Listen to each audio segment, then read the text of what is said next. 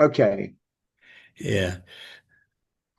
So I'm really happy to be here today to work with you on some stuff that I just had some nice downloads of some good material. Hi, Doug. Glad you're here. And everybody's note takers coming in. Hey, we might have more note takers than people.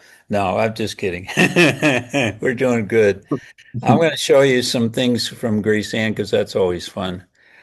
Um, let's see. So there we go. Background, I think. Yeah. Okay. So there you see Grace Ann. So this one, she first got out of the hospital after 4 days and got her blood pressure stabilized. It was running around 200. You're not wasting time stuck here like me. You're just thinking it's a I want to small see you thing get that on. happened. The Come on. world ended when it happened to me. I have a feeling you got everything you wanted, and you're not wasting time stuck here like me. You're just thinking it's a small thing that All happened. right, The Grace. world So how ended. you there you see her loaded into the truck, you know? And I'll show you one that's recent. Let's see if I can find it. Here we go. Right. And okay.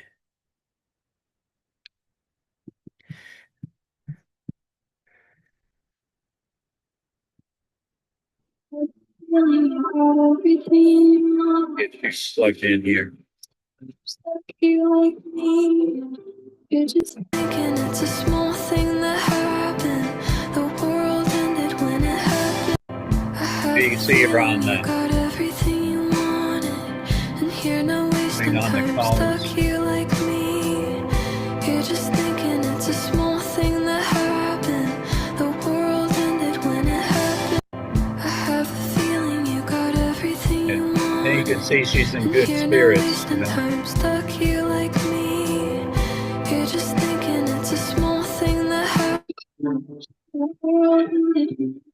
Now I lost it. Okay, where did it go? Stuck here like Oh, me. I know what I did. You just I forgot to turn off the video. All right, we'll get out of that one. Do one more here that I like a lot.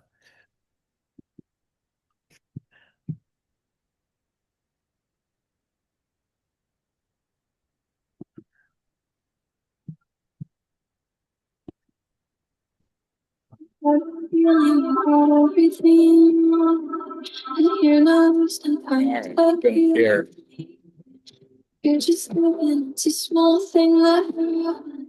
The world ended when it happened. Did a little I have a qigong here, a feeling little you tai got chi. everything you wanted, and you're not wasting time stuck here like me.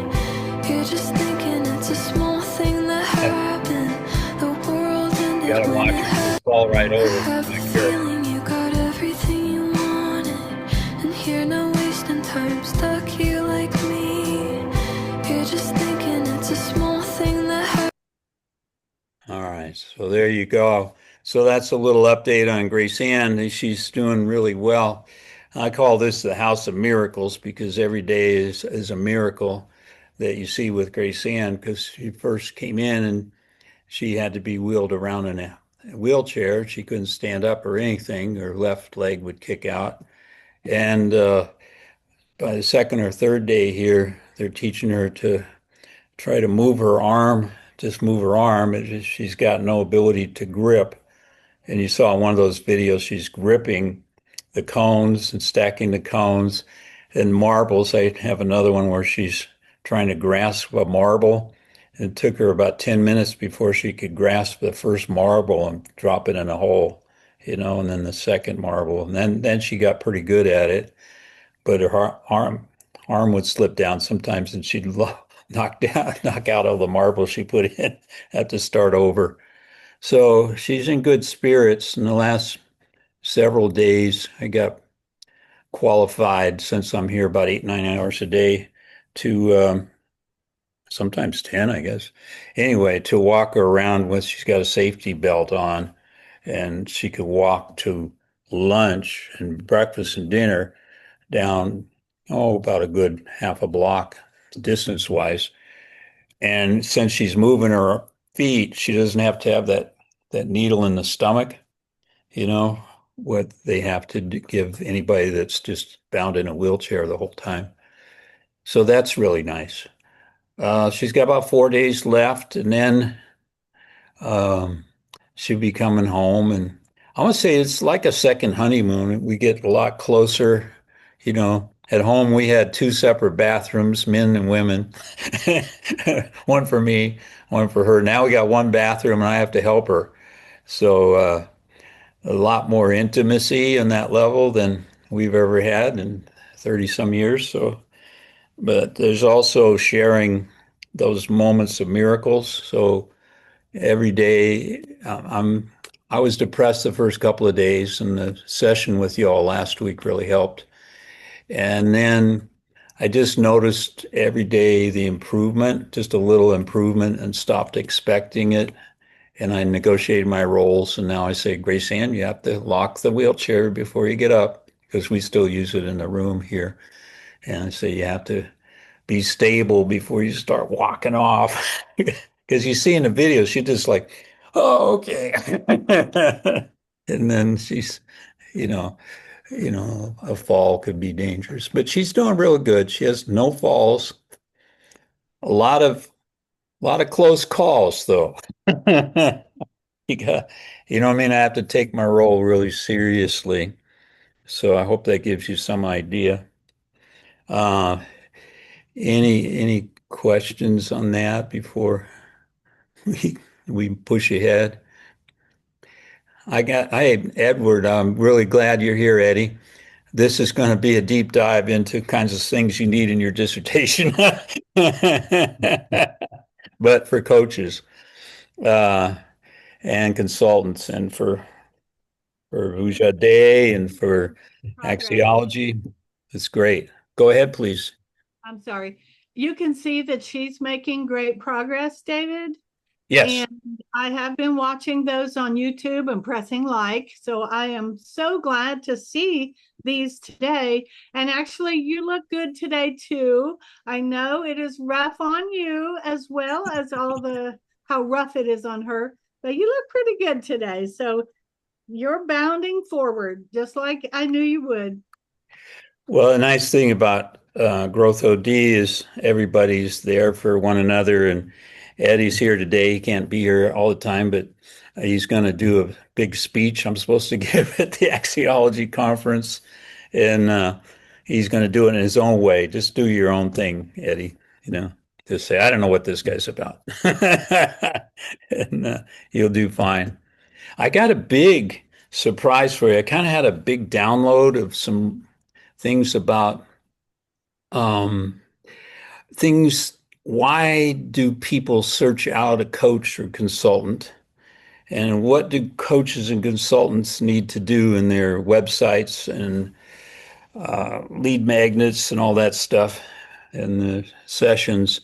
So I kind of took a different run at the whole thing and ended up um, redoing the website and doing a number of things that I want to show you uh, because I think there's a mistaken way that most coaches and consultants are using stories. That's my main point today. Uh, and I want to show you how I kind of came about figuring that out. I'm 77, going to be 78, and I forgot my original research, Eddie. and, and then I noticed that you could no longer find it because when I started publishing in it in some very top journals, um, you didn't post your work up on a website or anything. And what I found out is I could no longer get the original work from my three most famous articles, and you can't buy them you can't get them for free. You have to pay $30, $60 just to get a copy. So I said, "To heck with that," and I bought a I bought a download of my own work, and then I canceled the subscription so I could share it with you all, the original work. Um, but it's really changed how I'm looking at this. I guess the bottom line is if you do a story on your website or webinar or one of these master classes, I think they are, then you're probably randomly picking a story you think is good about you, but that's probably not what the consumer wants, what the clients want, or what other coaches tuning in would want. So I went back to the ground zero to my own consulting uh, thing that where I did uh, transcriptions of all the meetings, all the sessions, over 1,000 pages of transcription. I transcribed every week. I don't know if you know about that whole process, but an hour of transcription for an average speed of speaking is about 30 single space pages. For the rapid ones, it could go up to 50. So when you have 1,000 pages of material, I learned the best way to do it was to transcribe every week, sometimes 2 or 3 times a week. And so I want to tell you a little bit about, if that's cool, my consulting experience, and then how to use that insights that I got. Um, so it started out, I was a professor in California, Los Angeles, and at that time, uh, I was at Loyola Marymount after finishing a stint at UCLA, and then I had a student in my class that his dad had just got a job, moved down from up in the Northwest, worked for a big office supply company and paper company. I think it was Boise Cascade, if we can say that. And he he had a wonderful experience, and he's taken over a company that had offices in Los Angeles, San Diego, um, around San Francisco, Las Vegas, et cetera. So they had some West Coast. They're a pretty reasonably sized corporation. And so the young man said, "Well, my dad would like to hire you as a consultant." And I said, "Great." And he said, "My dad just started this new job as the CEO, and he wants to hire a consultant. And I recommended you because I like your teaching, your classes that you're doing." So I went over there and talked to him. And he said, "David," and we're going to call him Doug. It's not his real name, but we're going to call him Doug. And Doug said, "I want to pay your airfare. I want you to visit all the sites of the company, and I want you to write up an analysis of what's going on. I know you're into storytelling. I want you to go out there and gather them, come back. And I'm new here. I'm still in my first few days, and we're going to compare notes in about a week, you know? And I want you to coach me, as the leader, as a CEO." And that's how we started. And I'm going to show you some things I did that I've forgotten that I knew that everybody else is citing in the field, but I'd forgotten some of the fine points. And I decided to go back into some originals. Uh, but I want to show you a couple of things that have developed. And if that's okay, if anybody has any questions before I start, if you have a question during the time, just let me know. I We'll have a dig into it. question. Yes, ma'am. Carol. How long ago was this? It was a long time ago.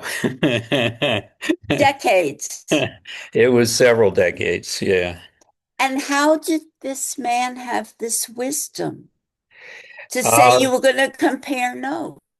because he just was a really wonderful CEO. I mean, one of the best I've ever worked with. And he just knew that he needed a lot of advice.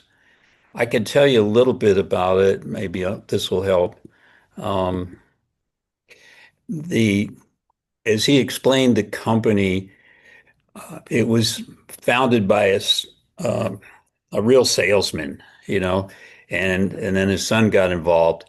They had one administrative assistant. We called them secretaries at that time, but we don't say that anymore. So for the whole organization, and their clients were like Disney, MGM, TRW, Xerox, this big, casinos in Las Vegas. So they had major clients, and but it was a salesman organization. It wasn't like Boise Cascade where you had an HR department. There's no HR department. They had an IT department, but pretty much the sales people managed their own accounts, and they didn't really share too much with Mm. the organization that had its headquarters in Los Angeles.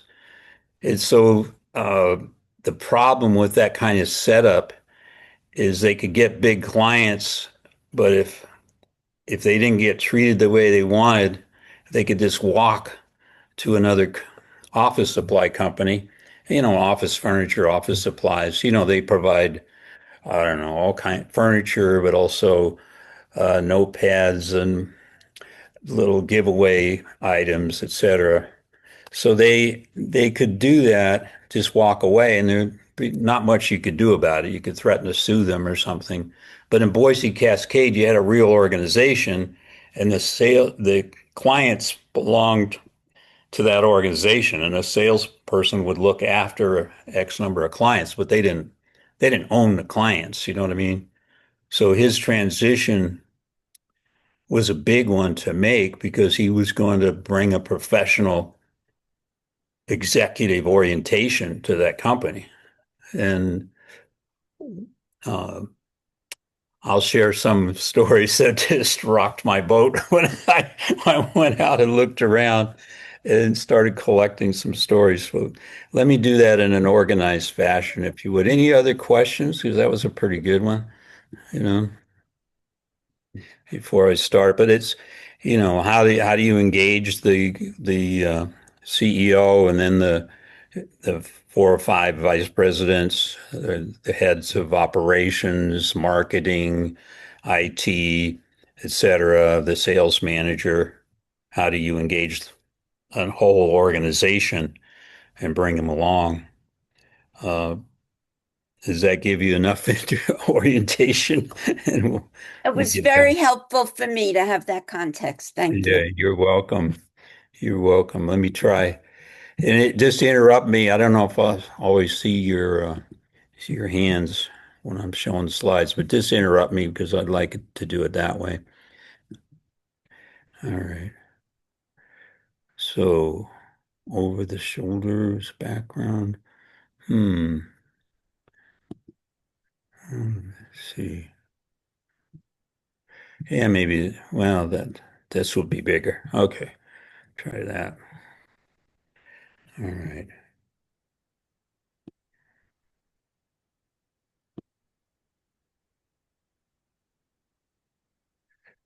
Okay. Make a few adjustments. Okay, so for this session, it's leveraging storytelling to address common challenges for coaches and organizational consultants and for organizations. So the whole premise is that we need to pay attention to what the customer wants, and in the sense of training coaches, what the coach needs. So they got the Growth OD book with now co-authored by myself and Olivia. So that's online. One of the things I've done is I'm still focusing on the five pillars. They seem to be stable for growthod.org. But now we have in chapter 6 the true storytelling principles that I've never talked about in this group, although some of you have been to the training sessions for that. And I met with my counterpart from the East Coast, True Storytelling Institute, and he wants to link up with what we're doing in Growth OD, both for the journal that publishes about organizational storytelling and to reflect how these principles apply. So it's in the book, but I've just never stressed it. These are the true storytelling principles. I'm not going to go into all of them. I will talk about the first one. You must be true and prepare the energy and effort for a sustainable future. There's one thing about the CEO, Doug. He was true. He was preparing the energy. He hired me as a consultant, and he was making an effort for a sustainable future. Just these were all worked out in a book I did with Jens Larsen and Lena Brun, and they're in chapter 6 on the online text. But you'll see as I go through in subsequent weeks, I'll get into some of the other principles, and they actually work pretty well. We look at it, Ken Long and I trained a lot in this, and we're looking at it as they my AI spelled purview wrong. No, it got purview right. Okay. Or is it pep view? And R's a little shady there. I'll fix that. Anyway, these are the 3 journal articles that kind of made my career, gave me my stripes. So the first one was at Administrative Science Quarterly, and it was one of the only qualitative articles ever to appear there. And it was my consulting, as was the second one, with the CEO and the office supply company. And then you have heard about the Tamara and Disney thing before. So I've got links here, and that PDF is accessible at growthod.org, all those PDFs. So I'm most famous for this statement. This is a personal narrative now. An organization's storytelling is the preferred sense-making currency of human relationships among internal and external stakeholders. So that's been cited 32,000 times because it's on the first page and it's the first sentence of the article, and nobody reads the rest of it too much. But I want to tell you about this. Let me read this sentence and then tell you the backstory. So only the chief executive officer and a few executives may be told that the sales manager was fired for drunken indiscretions with a saleswoman on the CEO's couch. Vendors only hear that the manager did not get on with the CEO. Customers learn that Fred resigned, as middle management suspects an affair with Mildred, the sales manager. Each performance is never the complete story. It is the unraveling process of confirming new data, new interpretations as these become part of an unfolding storyline. So let me give you the backstory now. So that's on the first page of my article. I think it's one of the reasons it got published, because I made it interesting. So I went to Las Vegas, I went to San Francisco, San Diego, the LA offices, and I just listened and asked them, because they had no reason to trust me because I'm working with the new CEO. They were curious about him. I just tried to be quiet and congenial. And I had a little tape recorder and I taped everything. You don't mind if we tape? And I would tape as a little handheld recorder. And nobody ever minded, and I just sat and talked to them. So one of the things I learned was the vice president of marketing was drunken a lot. And he was accosting women in just about every branch office.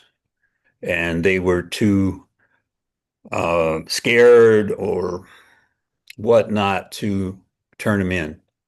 But everybody kind of knew the backstory. And I was picking up on it within the first week of running around.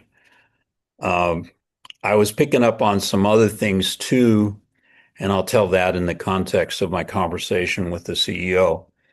So I returned and I sat in his office, and Doug said, okay, what do we do about the vice president of marketing? You're the consultant. What do we do? I said, well, he definitely has to go. And Doug said, well, that's a good thing because I let him go. I said, wonderful. Did you fire him? No, I didn't. I wrote him a letter of recommendation and sent him on to a competitor. I told him I wasn't exactly happy with that result, but I can understand it. He said, what about the sales manager, Mildred? What do we do with her? I said, I have no way of knowing if she's part of it, if it's a real love affair, if it's a power play by the guy who's the vice president. So I think talk to her would be my recommendation. Listen. And he said, that's what I am doing. So he's checking me out as a consultant to see if I'm going to lie to him, to see if I'm going to tell him what's true, to see if he can trust me. And I'm picking up that he doesn't trust his vice president of marketing, and he doesn't trust some other people he's encountered in that organization already. And that's one of the reasons he's hired me. Now, and the sales force. So the salesmen and suppliers have this relationship. Okay, the following. The suppliers, let's say, of office furniture will put up a prize for the salesperson that sells the most office furniture in a month, let's say. And it'll be tickets to the Lakers or a big TV, big stereo, whatever. And those are stored in the warehouse at this company called Goldco. And Goldco will say, okay, we'll run the event. Now, what happens though is the managers and vice presidents were taking the Lakers tickets for themselves, and the sales managers, et cetera, the operation manager under the VP, one of the VPs, were taking those prizes for themselves. So you had an ethical crisis in this organization. And Doug was telling them like it is, because I attended his orientations and board meetings, et cetera, meetings with the VPs. And he said, like, we aren't going to do that stuff around here. And I remember on one occasion, and he pulled out a parking sign for himself as CEO and threw it on the table where the vice presidents were meeting. He says, oh, you guys have these signs, and we're not going to have them anymore. And you're not going to be bringing your cars in here to be detailed by people in the warehouse who should be working in the warehouse doing as jobs. Because Doug told me, he said, I came in at 2 a.m. the other night to meet the night crew. And I learned a lot about the kind of stuff that was going on that is unethical. And so that was some of the battles he was facing to how to rein in salespeople that were owning the accounts and walking away with them if they weren't doing unethical behavior. Does that make sense? To see if anybody has a question at this point. What would you do? What, does it ring any bells with you? It's not the kind of encounter that I would say that I expected doing my consulting gig. As Doug told me the story of how he figured out that the vice president had to go while I was out in Las Vegas taking notes. He said, I came into my office that night to meet the crew, the night crew. I hadn't been able to meet them. I'd only been working in the days, meeting everybody there and the clients and the suppliers, et cetera. He said there was a light under the door of the outer office, where my assistant is. And then I saw a pair of high-heeled shoes, pair of men's shoes, men's brief, some socks, some nylons, and I noticed there was a light under my door. I went and opened the door, and there they were going at it on the couch. My couch, my brand new couch. I paid $2,000 for that couch in front of my fish tank. He said, I'm getting a new couch. Those are the kind of stories I was getting from Doug about the situation he's facing to rein in this corporation and make it the kind of corporation that they could be proud of, like the one he had grown up in as a successful executive. So there's that transition from an organization that's got all the bells and whistles and HR and ethics hotlines and everything else to this organization, which had none of that. So he has to create it. So let me go back to slides unless you have a question. Is this useful or is this helpful or am I doing things that are... Oh, I see a hand. Tom, go ahead, please, Tom. Um, Thank you, David. It reminded me of a story when I had my own company and I had an office in Connecticut. My son worked for me. He was in college and he went in and I'd hired a new sales guy and my son discovered him and his wife on the couch in the same situation at the office. So he begged my son not to tell me because he knew Jeff was my son. And of course, Jeff did tell me, and yeah, the guy was first week on the job, so it happens, I guess.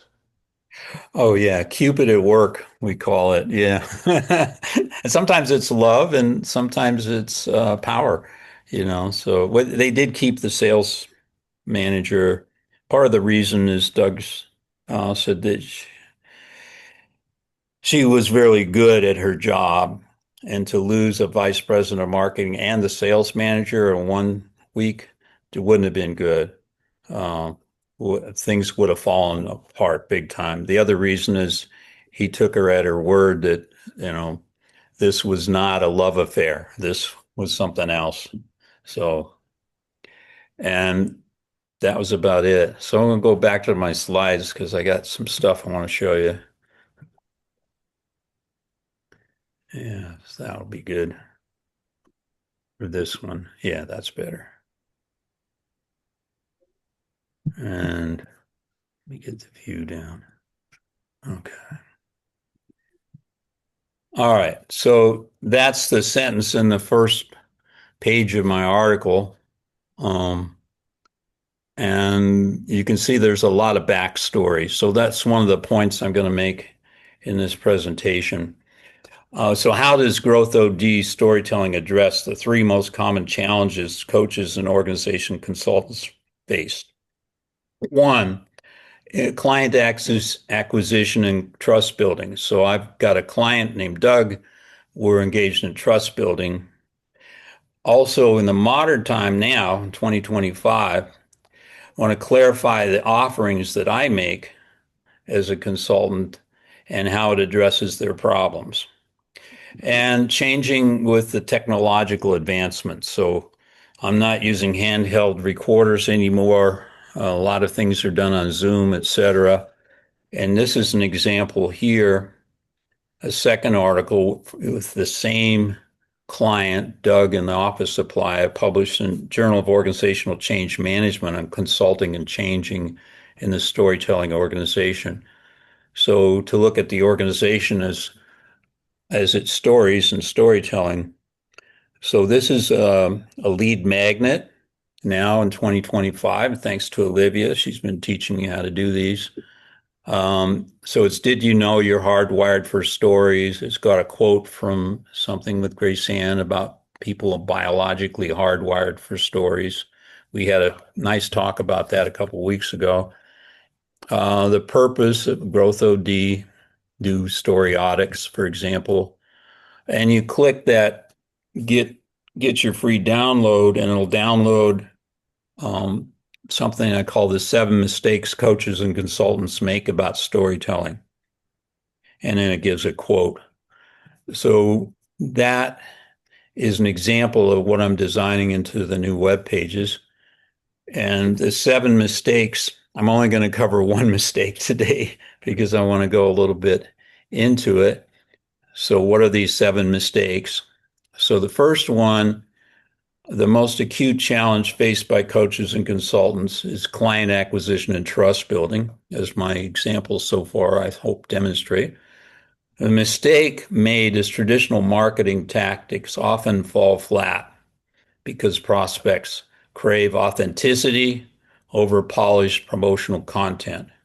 There's a place for polished promotional content. I'm not disagreeing with that, but it's about being authentic.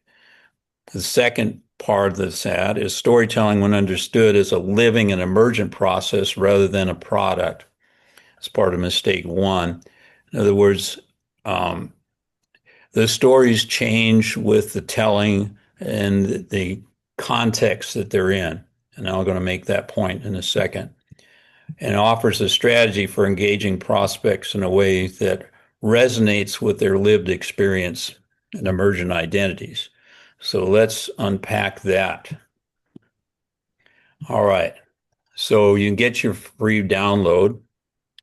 And here I talk about the mistakes. This is from the download that they get. Practitioners freeze stories into static case studies or linear success stories with a beginning, middle, end. And that commodifies the narrative. It makes it a package delivered rather than experienced. So here, Doug is experiencing his transformation transition in this company. I'm the coach to coach him. And I use my concept of bets on the future. He's making a bet on the future that he can create a more appropriately organized system with bells and whistles on it that has an ethical foundation, etc. Come on in. And then Grace Ann's down there. She's in the gym? Yeah. Okay, thank you. Yeah, no problem. So living story is always in motion, is not settled, is not yet landed in a narrative form. It's not concretized. And that's in the book with Olivia. And I give a Nike case, etc. So the fix is to resist the urge of narrative closure and ask what part of the story is still unfolding. So in my example, what's unfolding is Doug's orientation. So this relates back to principle one and to glow. You must be true and prepare the energy and effort for a sustainable future. So that's what Doug is up to, and I'm coaching him in that. It's making bets on the future that invite practitioners, the sales people, the vice president, the managers to co-create a narrative space with potential clients. So that's what I'm doing when I meet individually with them and as groups.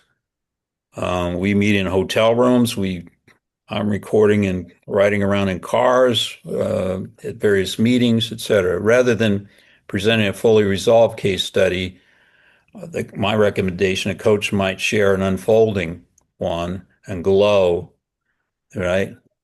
Gratitude, love, organizational wisdom about a client's journey that is still in progress. So this engages the prospect not in a passive listener like a potential client, right? But an active participant who sees their own uncertainty and potential reflected in the story. So that's what I had to do to get Doug as a client in that organization. Do the second and third person stories. So let me talk about what that means. I saw a typo and wanted to correct it right away. So in Glow, right, the model of gratitude rooted storytelling intensifies emotional resonance and honoring the client's pain, potential, and growth. So it's about what we call the second person story. So it's about the client story, where a first person story is, oh, I'm David Boje. I published this in a famous journal article, hire me. So that doesn't work. In doing so, the story is not only highlighting first person vulnerability, which I can do, but models possibility of a shared evolution of the client. That's the second person. Then you have the third person story is about he, she, they. Now, I think this relates to axiology which trains us to get away from only doing the I, me, my story and get into the you story. In other words, the client story and a third person story talking about like Goldco, my client organization, and what they are doing, what he or she is doing in that organization. So you have the three kinds of storytelling. And that's one of the things I've learned about in developing web pages, webinars, seminars is when do you use a first person story? When do you use a second person story? When do you use a third person story? So, first person, I might share my coaching story. Second person, I invite you reflect on your coaching. So that would be inviting you to narrate. And a third person, I might tell it like I'm doing now, a case about Goldco. And this could be done in a webinar or seminar like today. Right. Go ahead. I heard a sneeze or something. Was there a question? If not, make up a question because yeah, does that make sense, Eddie? I'll ask Eddie because he's working with the company on his dissertation and coaching him at the same time. If you want to say anything, Eddie. Yeah, no, and I'm not sure how you had mentioned axiology or and I want to frame what you're sharing in what we call the hierarchy of value, intrinsic, extrinsic, and systemic. And your latest point in sharing stories at the intrinsic level, the I, the me, I, and then externalizing that engaged story, an invitation for others to share, and then organizationally bringing that story. And so I'm doing it from this use of self as a consultant or a coach and understanding, and you're not explicitly talking in these terms with the client, but the story is revealing itself in those dimensions, what we call the hierarchy of value, intrinsically, extrinsically, and systemically. And I'll just Yeah, stop there. that's exactly right. You're breaking up a little bit, so I'll help you out. So the systemically, he wants to bring a new system orientation in. So we got a system level story, okay? He also wants to be in touch with the stories of his clients. We did focus groups. You'd love this, Jack. We did focus groups in Marina Del Rey, really lush place with wine and cheese and I don't know, sushi or some darn thing. And we did focus groups with the vendors, and we did focus group, with people like MGM, et cetera, Disney, all the rest of them. They're buyers for office supplies. And then we did another focus group with people in the organization, et cetera. Now, one of the things that we found out in the vendors focus group, like suppliers, there was a big secret. And I talk about this in the article that they were a British firm conglomerate bought Goldco, and they were buying up another office supply firm and furniture sales in the Midwest and another one on the East Coast. They're going to bundle that all together and put it on the market. Now, the problem with that, is you probably know already, is when you do that, your salespeople get anxious, your vendors get anxious, and they had probably 5 CEOs try to take over this company since the main sales guy sold it out, and they gave up and ran away, or were bought off somewhere else. So Doug is making a good try at having this really work, and that's why he's got me in there, because probably another reason I'm a consultant, because other CEOs had failed 4 or 5 times. And so he wants to succeed. So they're behind a one-way mirror, Doug and the executives. I got the vendors. I'm running a focus group. And they're saying, oh, we heard you're up for sale. We heard you're being sold by that conglomerate in England. And and the in the other room, they thought that they were so slick with their story that nobody knew the true story. Nobody knew that they were on the market and they were going to be bundled up. Because as soon as that news is out, salesmen want to protect their territory, get the best deal for themselves, and that might be walking away to another organization. You see the tension there of holding that whole system together. So yeah, that's a good one. So Edward, I think with what is the one thing that Doug can do to have the best net value? What's the one thing he can do, right? And he's doing that every day, and I observed him do it and do it successfully. Come on in, everybody join in. Hi.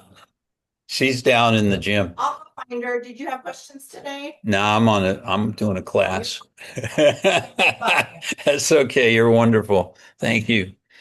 Anyway, so I'm at the rehab center if you haven't figured that out, but whatever. So Doug is doing interventions. He and I are discussing what to do, like pulling out the parking thing, not letting the maintenance or the people in the warehouse wash the executives' cars anymore all day. You know what I mean? Making sure the prizes from the vendors go to the salespeople doing the work. So all those things are getting implemented, and I'm very proud to have worked with him. Very successful relationship. So that's it. And I want to get into a little bit more detail with you because it's all in the details. David, never mind. I see hands are up now. I didn't see the hands before. Go ahead, and Jack had his hand up. Oh, okay. Well, you go ahead. Let's just talk because that's always more fun. Yeah. Hi, Don White. How are you, Dr. Hey, Don?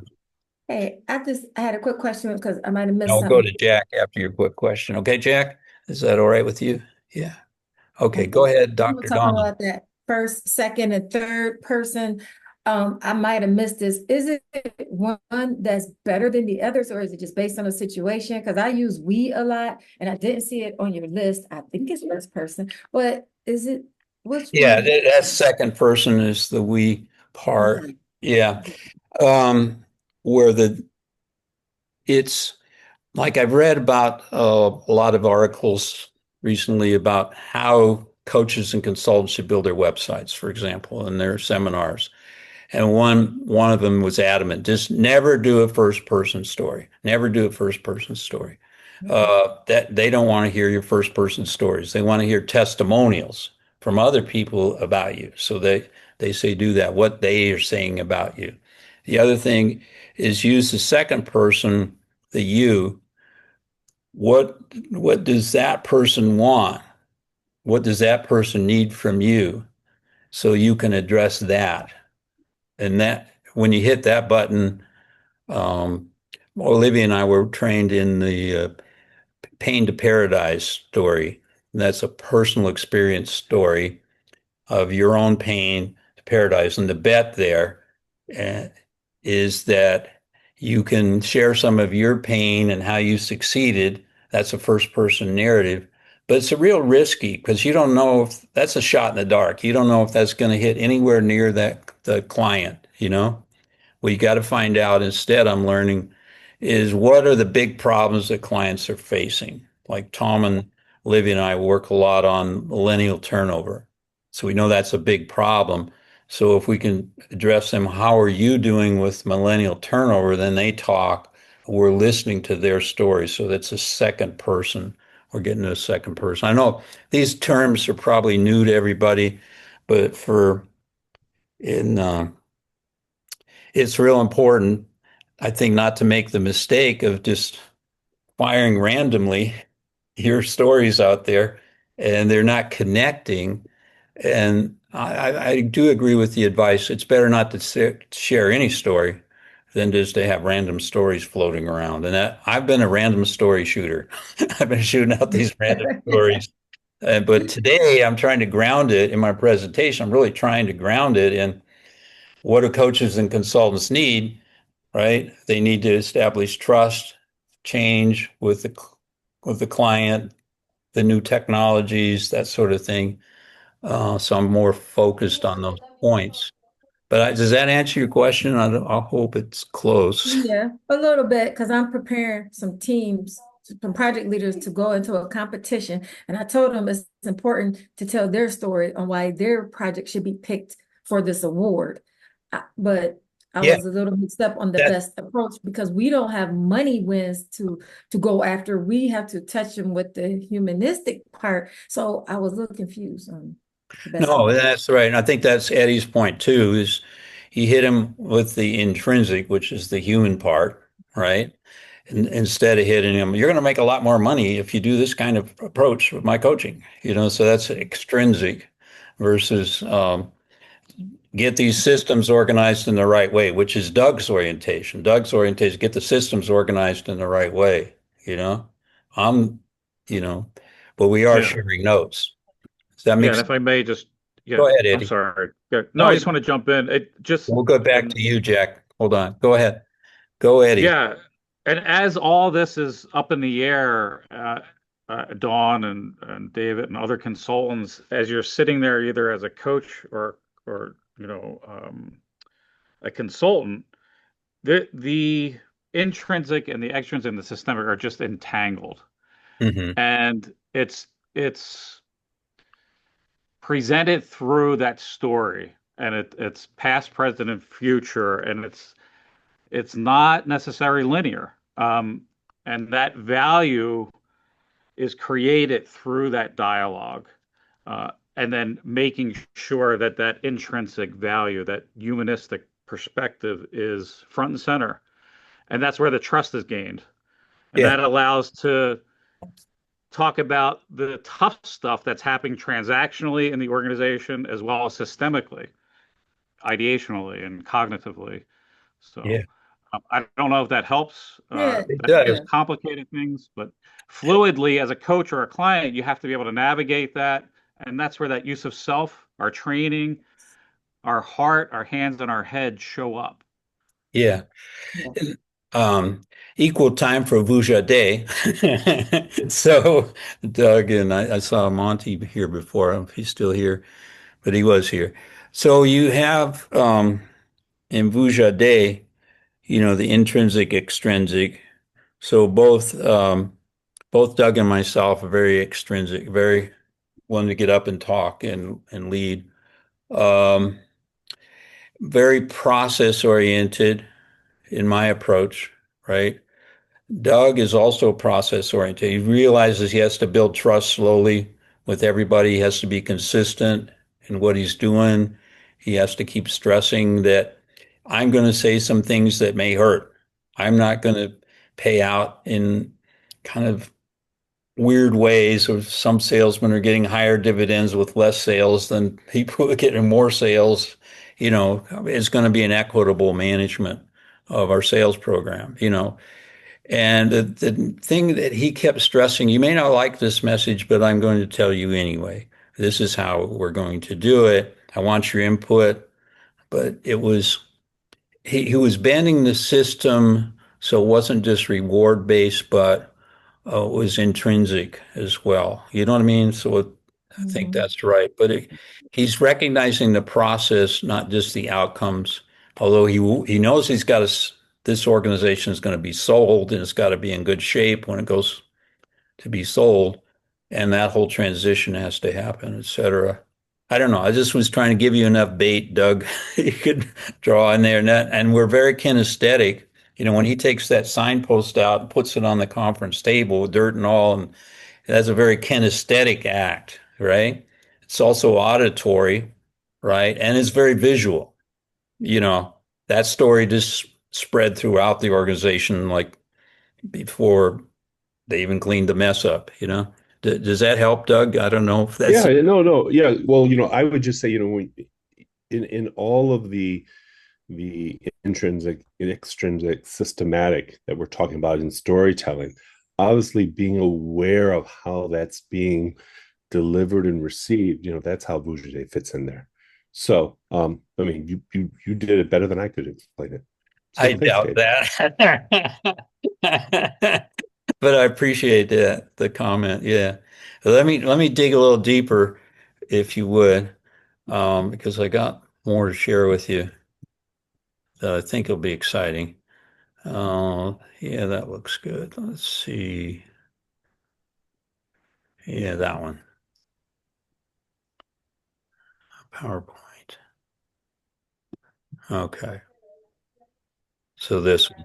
Okay, so this is a more academic looking presentation, but it has a point.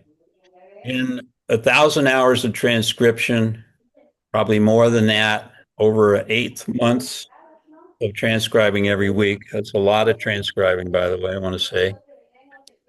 This was the only beginning, middle, end story I got, what you called the linear story before. So Doug says, I look at Goldco as a toy that somebody decided to put in the company because it was fun and it was also brought in. The slash means Sam is talking over him a little bit at the end. Well, I'll tell you how that came about. Doug says, I thought you would. Lots of laughter from all the vice presidents and the other managers. Well, Sam Coach worked for Seabreeze or something like that. And you know the story.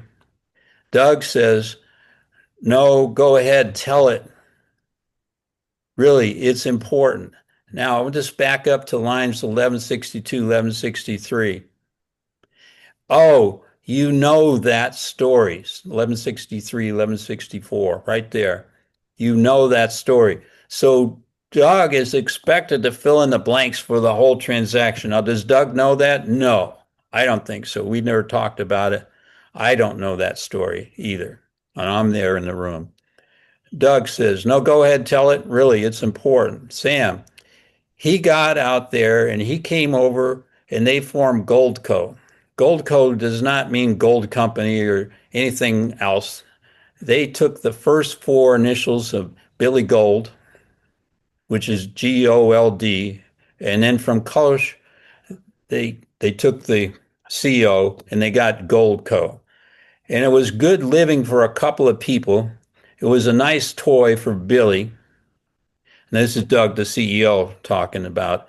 He made a few bucks on the thing.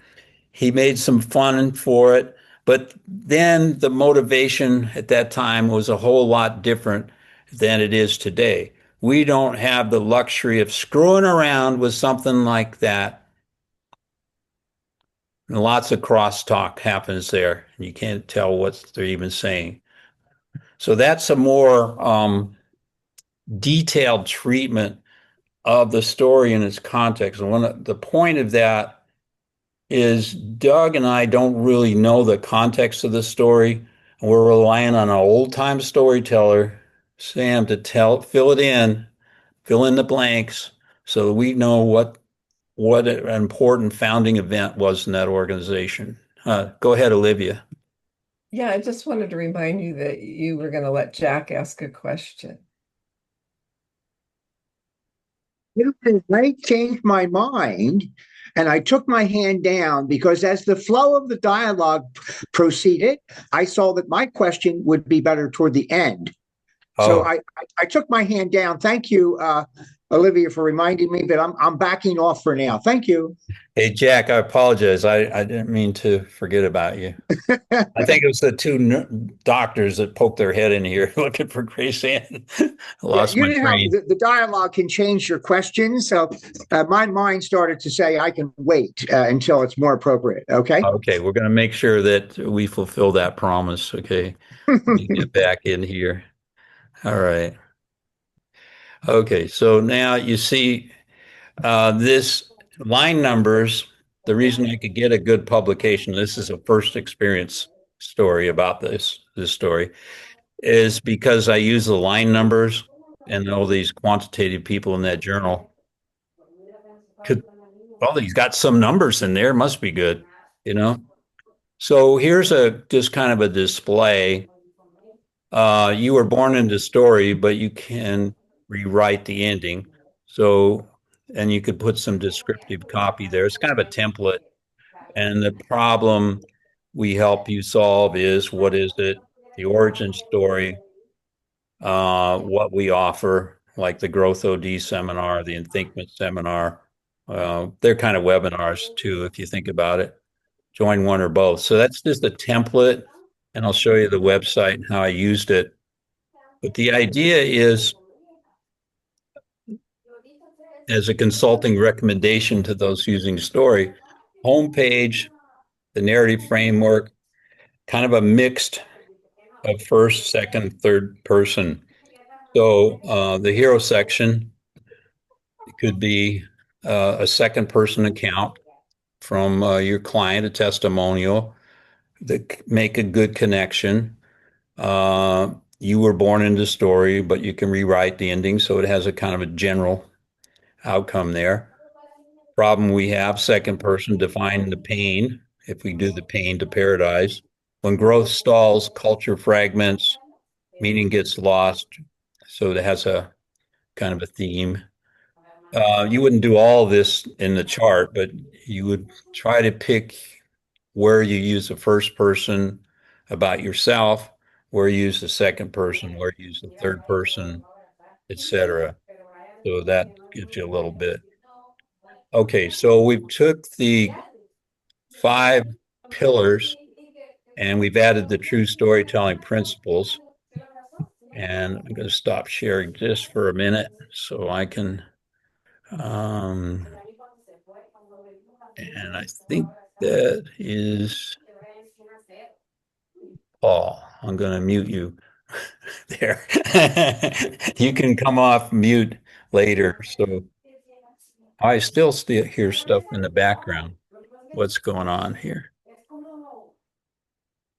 Oh, it's Carol. You got people in the background, so I'll mute you if it's okay. Yeah. Oh, now it's muted anyway. Anyway, thanks for that interruption, and I'll get back to it. Okay, so we had the 5 pillars that we've always talked about, and they're in the book online. We've added the true storytelling principles for Growth OD. That ends my presentation for today. And I want to talk to you about whatever you want to talk about. So I just did the first of 7 mistakes. Let me see if I can get the website up for you. Growth OD. Okay.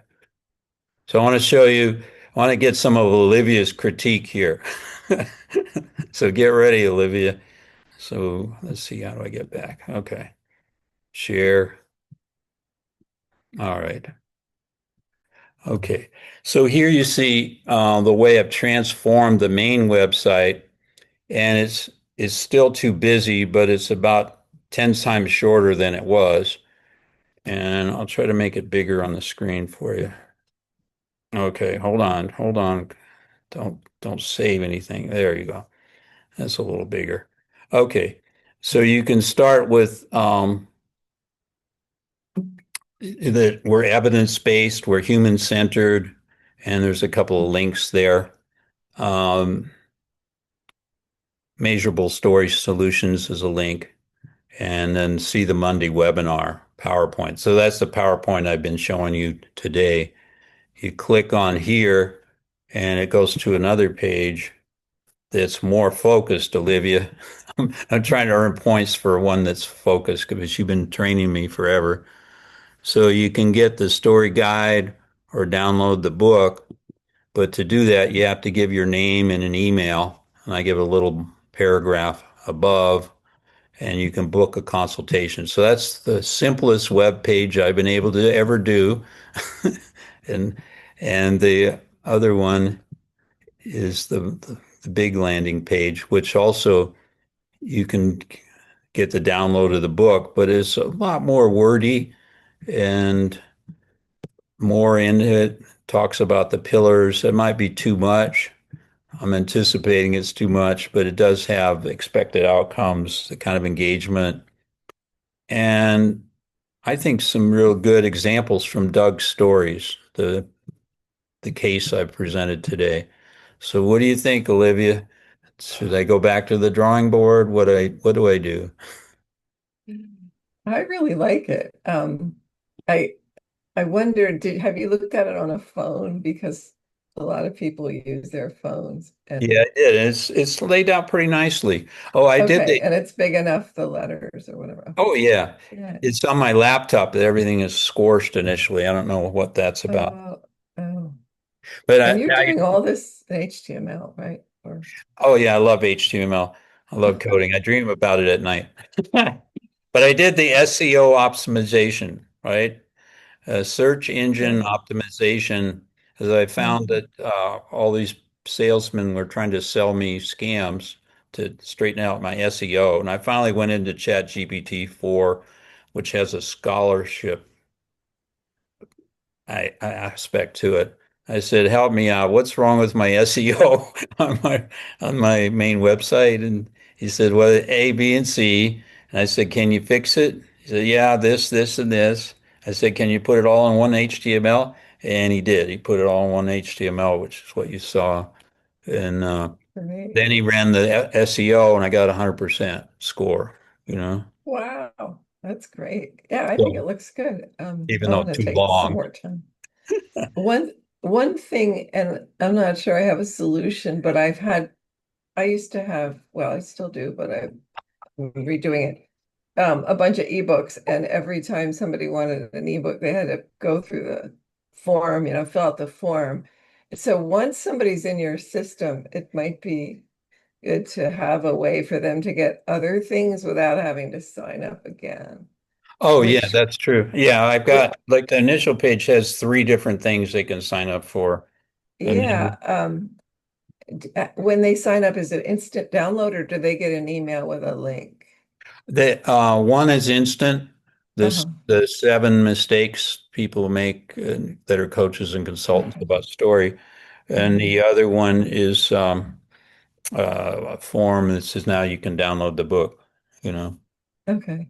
they Because get one thing you can do is I mean, I don't know how your HTML works in this way, but if you have a landing page, after they give uh their email and name, then you could have something on there like a direct download to other things if you yeah. wanted them to have more stuff. I went away from the free form to I paid a subscription 120 a year or something. I think it's Form Mhm. Surge or something like that.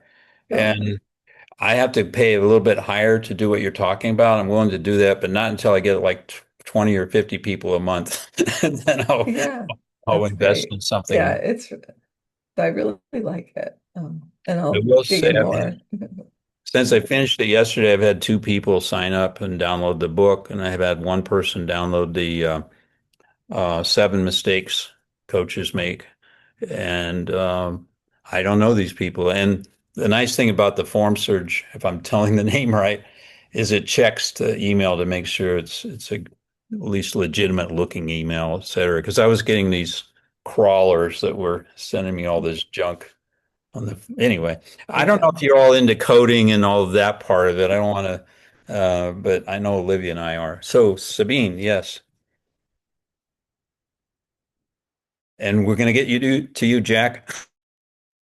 Um, Thank you, David. I had a couple of comments, and that is one of them is in part of this, I noticed the contrast could have been better. The writing was in blue and that was a little hard to read.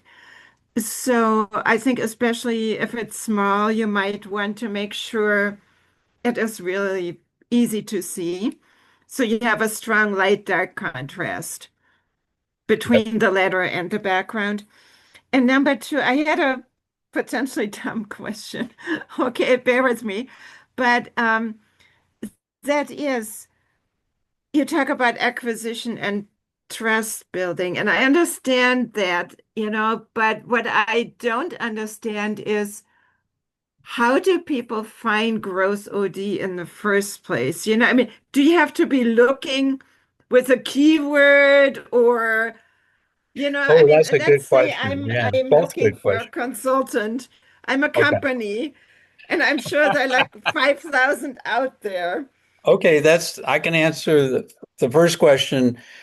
there's like 1,000 lines of code, and I have to find the one background code for that darker part. And I can do that. I'm going to do Okay. that.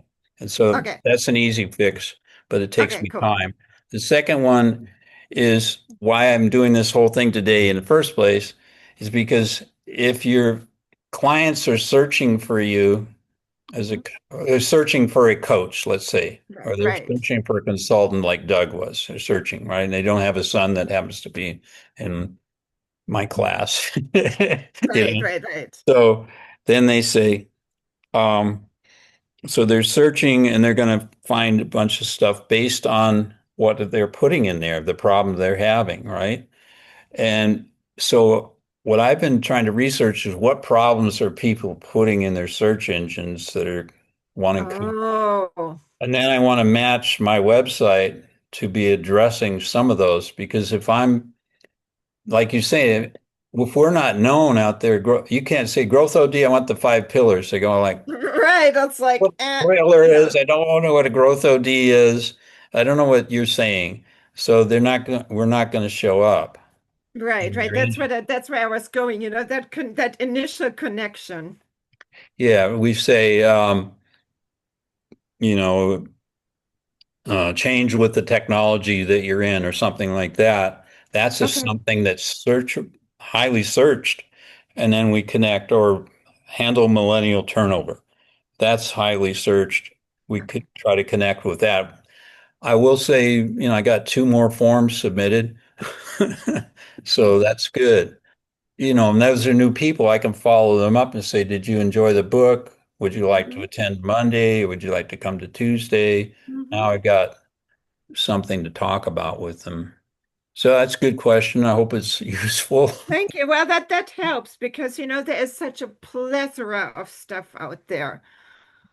Oh, you And have no to idea. have it when they search, I mean, they're not going to go out and, as you say, search for growth OD, right? It has to be tailored by the keyword that pertains to them. Yeah. Can I just add that when you said about getting 100% on the SEO, that's really what you're talking about because SEO is search engine optimization. So I wasn't sure if you knew that, Sabine. Thank So you. That's another question I meant to ask and then forgot about.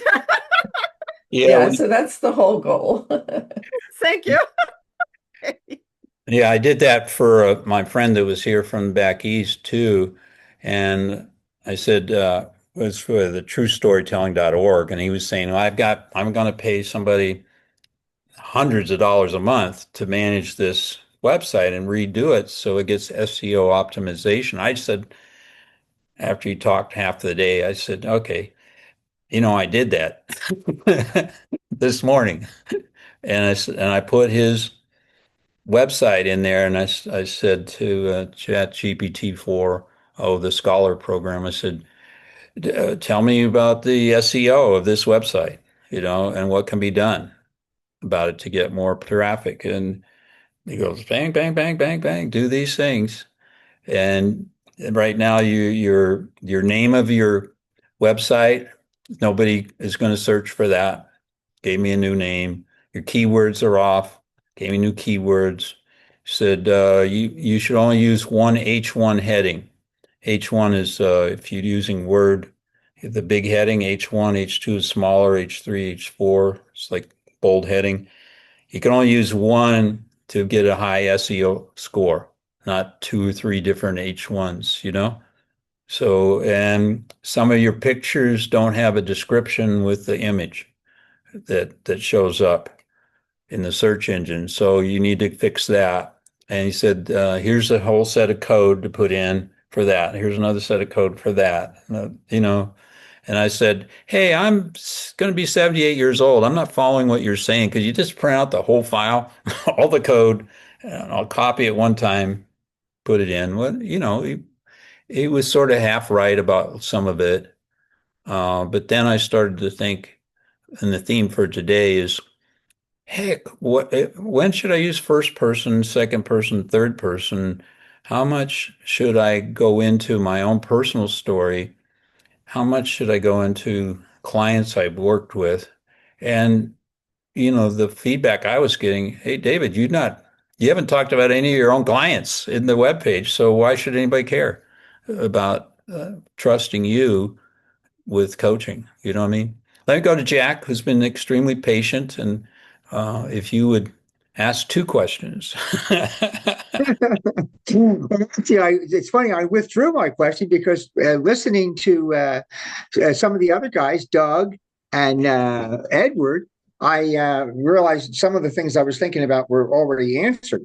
I will say this. What I'm learning today for me is a lot more acutely how to use storytelling much more effectively. The one thing I would say about making decisions with the CEO of a company, oftentimes I will go back to the mission statement and the corporate values. And if I'm in a committee with the leaders of the company, we will almost use the corporate values and the mission statement as a mantra to see, should we let go of the VP of sales, or can we rehab that person, or and should we keep Mildred? And we can use the values and the mission statement of the company to help extrapolate that decision out just by seeing what are our values, what is the company up to, and should we let go of VP of sales and keep the sales manager Mildred? So in other words, that's part of the way to help the leadership team make the decision. That's all. That's all I had. No, and you were using a mix of first person, right? This is what I do, right? And you were telling the case example, the third person, and you were doing second person. How do we work together to do this? So it's a we orientation, a you orientation, and an I orientation. So great, good lesson. Thank you. You're welcome, Olivia. Yeah, I just wanted to say I've done a lot of training around how to sell, and there's all kinds of different views out there. Some say start with your story and have it be a very vulnerable, your pain story. So maybe what you're finding out, and I'm curious about it, is don't brag about how great you are, but really the way to pull people in, because Tom and I both did some work with Boje, who claims, your personal story is the way to get people to trust you. It's like they can't help but like you if you pour your heart out. And, you don't go on and on and on, but basically get to your own pain, which you will do it so that it touches something in the other person to say, oh, they solved that. And also talk about people you helped. But I don't know whether you actually said this, but I do think sometimes that can work really powerfully, is to go into your own deep pain and how you got out of it. Sure. And this is my pain was being in that organization, moving around from site to site, having little encounters, and how many times they would say, the story. And I didn't know. They said, I'm in Las Vegas. And they said, well, you know the story about this vice president. I go, no, I don't know the story. What's the story? So I have to be humble and admit I don't know. But by the second or third time I go up to San Francisco, I kind of know the story about that vice president, what he's doing to women. And he's got to go. He's being a drunken idiot at office parties, and et cetera. And it's not professional. It's not the kind of image that Doug wants for that company. And he's got to go. And I'm like, how do I tell Doug that I think the vice president needs to go? That's what I'm thinking. And he's just hits me right in the face like, David, what's your advice here? I'm going, I'd like to hear your advice. Grace Ann's back. So, hi, Grace Ann. Look at you walking all by yourself. Wonderful. Anyway, so that there is a pain to paradise. This is where I learned about storytelling. This is where I don't have to listen to 6 people guessing about what to do. I know what to do because I did the research, and the research is I have to listen enough times, get enough interactions, focus groups, individual interviews, ride around in cars. I had meetings in a hotel room where they're drinking And I guess at that time I was drinking too. So, I mean, some of these stories are wild, but I had to get enough familiarity. Every word in the things I quoted you um, meant a whole paragraph or a whole encyclopedia of stuff. All the terminology they used, I had to get to know the whole terminology, the whole language of office supply workers. Vanessa, And, run. you know, and that's what I learned, just the patience. Like I took my first transcript in the first week of a meeting with the vice presidents, and I shared it with the vice presidents. And they went through, oh my God, you can't do that. You can't do that. You can't do that. And I looked at what they were marking, and it was nothing I cared about. They were sensitive to issues. I had no idea why they were sensitive to the issues, and they were not sensitive about the stuff I thought would be like dynamite, landmines. So that's what I learned right away, that my fix on what was important wouldn't be their fix on what was important. Like things they cared about, maybe their own reputation about some incident, and I didn't even know they were part of the incident. They didn't want that incident to be anybody else to read it, even though they already had. I'm only typing out what they had just said in the meeting, yesterday, and so that was really intriguing. So I stopped doing that. Instead, I would summarize what I'm learning and get their comments. So it became more auditory than textual, for one thing. You know what I'm saying? I don't know if you know what I'm saying, but can I tell you a funny story after Olivia? Go ahead, Olivia. Well, I just realized my confusion was that I was thinking of when you're selling, then you may share a painful story. But when you're actually in the consulting role, then I don't see that. I see it. I agree with No, there's a place for the paint story, and there's a place for a professional. This is my professional work I did with Doug, that kind of story. Yeah. And there's a place for this is a finding I've found that seems to hold true, that people getting in the field don't seem to know. Like, when everybody says, I want you all to remember that when they say, I want you to think, do you really know what they're saying, or are you just nodding? And then how is it, now I don't want to go too deep here, but um, we call it context. It's the simplest term we can use. Everything has context. So if I share a little tidbit, a little one-liner, two-line story, they may not have the context to appreciate it. When they share one with me, I definitely don't have the context to know what the hell they're talking about, until I've interviewed 16 people, had 3 focus groups, been in the field a month. Then I kind of got my feet wet, and I'm like a newbie who's not making as many mistakes culturally, with that organization culture. So, well, let me ask you this. Did you want to hear a funny story?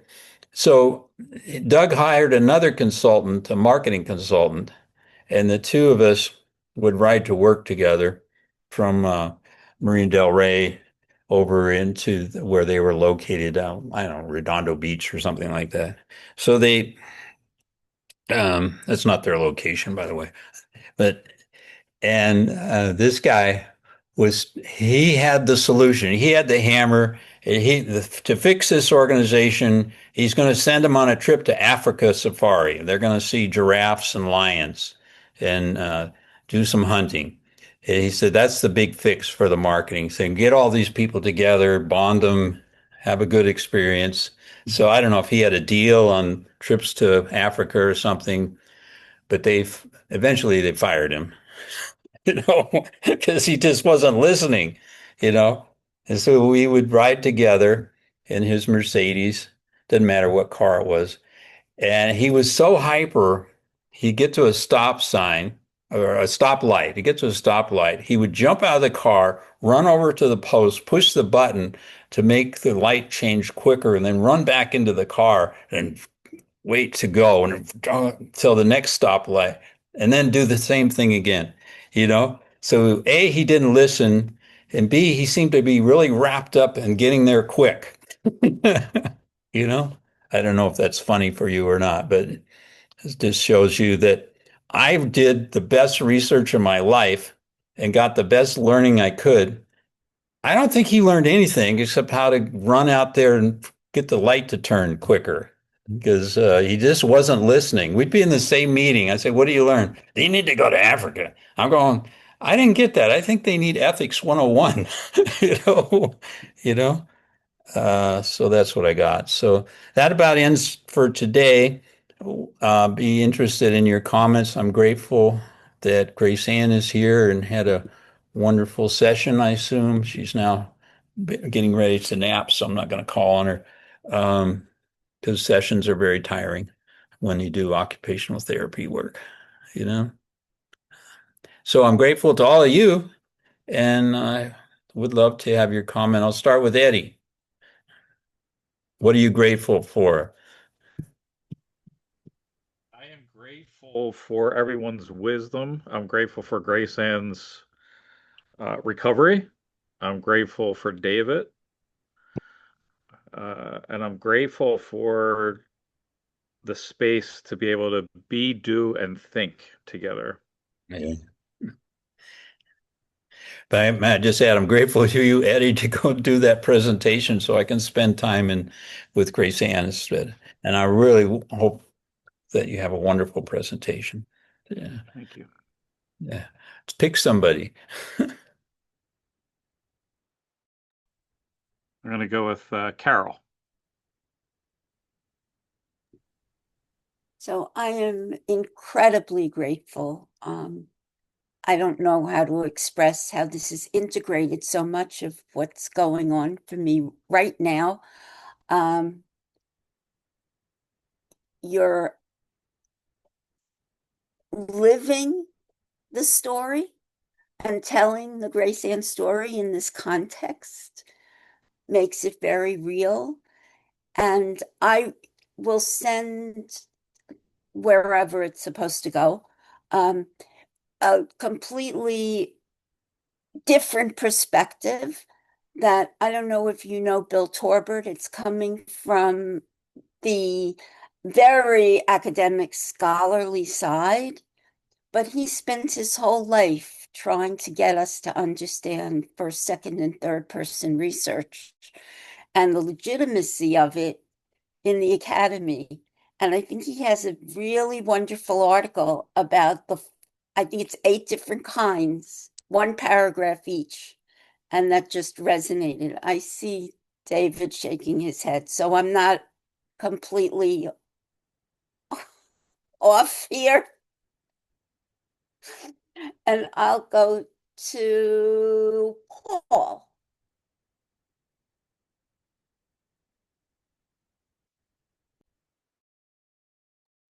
Wow, I am deer in the headlights.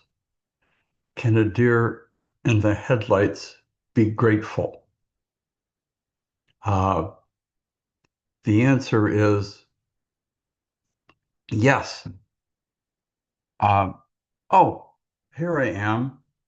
WTF? How did I get here? What is happening?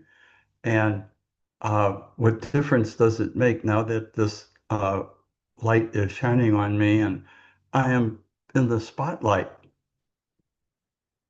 I am very grateful for that and the interactions, the just inundation for me of data, words, thoughts, feelings. I'm very grateful for at the very beginning of this, and I will shut up. That was seeing Grace Ann smiling in motion. It was like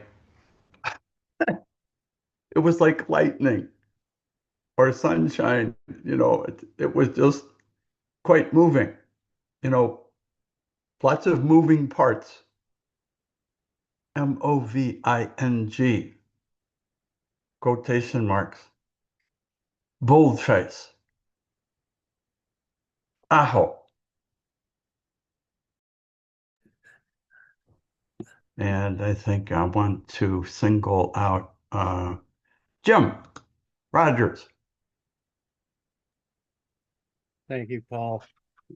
I'm grateful for friends, reconnecting yesterday with a friend I had lost touch with. Hadn't really had much communication in 25 years. Um, Grateful for hope, aspirations, and dreams, and social security. And I'll pass to Olivia. Thanks, Jim. It just feels like everything everyone said, I second and third and fourth, and just really grateful to see Grace Ann's progress and how you beautifully share it, David, and all that you get done while you're taking care of Grace Ann all day. I am in awe of that, and just really love hearing everybody's perspectives here. So I'll call on Doug. Well, of course, very happy, grateful for Grace Ann's progress. That's the paramount thing.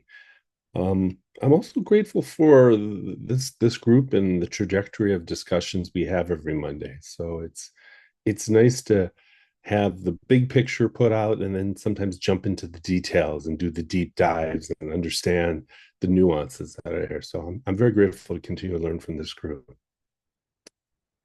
Let me go to Sabine. Thank you so much. I am grateful for Grace Ann's recovery and our friendship with David and Grace Ann, and actually all of our friendships. We had a really nice weekend filled with friends. And I have to say too that I feel like every time I come here, I feel like I'm out of my depths. But then at the same time, I feel like I'm learning a little bit of a smidgen every single time as well.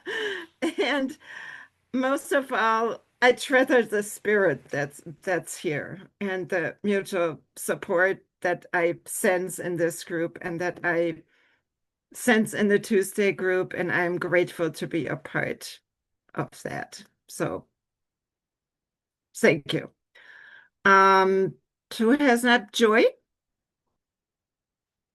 You have not spoken yet, right? Okay.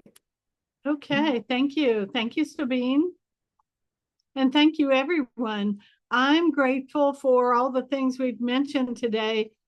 Grace Ann's progress so much, and David's resilience and able to keep on keeping on, even with adding a whole workload to his already busy workload.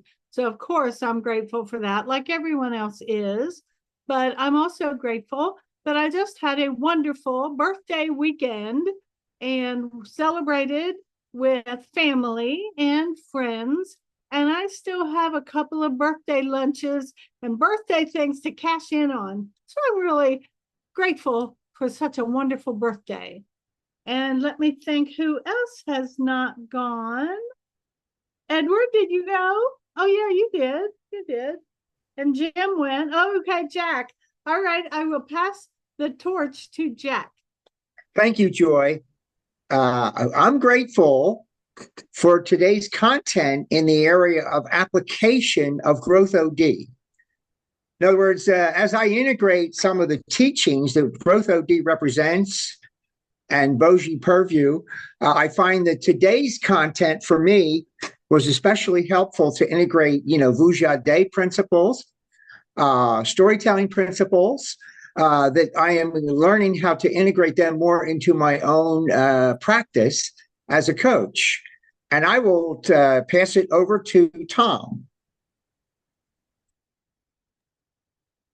Thank you, Jack. I am very grateful for Grace Ann, and it was so great to see you. Hi, Grace Ann, if you can hear us.